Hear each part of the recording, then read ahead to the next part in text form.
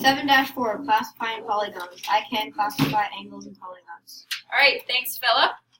So we had a lot of vocab today, but you guys knew a lot of them already. So polygon, a closed plane figure that is formed by 3 or more segments named by the number of sides. So 8-sided figure is octagon. 5-sided figure, pentagon. Okay, get the idea.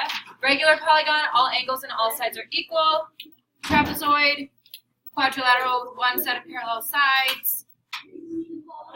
You guys can read the rest of them. You guys were good at them.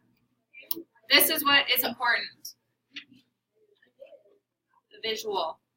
It'll stop.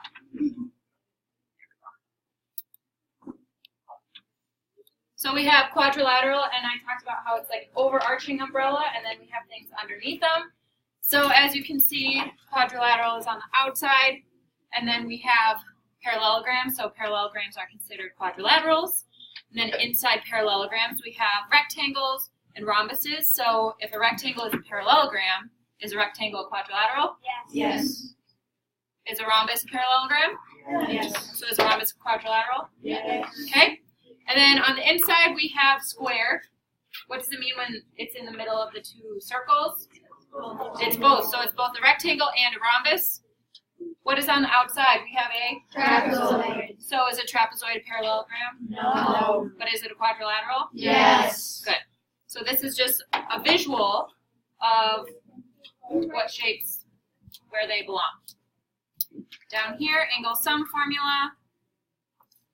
Can someone tell me what it is? Maddie? N minus 2 times. And n is? Good. So you can use that to find the missing angle. Using the t-chart, I think, was really effective. So you put the n minus 2 times 180 on the other side, figure out the angle sum, and then in the red you can see here that we were able to solve for x and find the missing angles. You can also draw the triangles to find the angle sum as well. Questions, comments, concerns, anything else to add?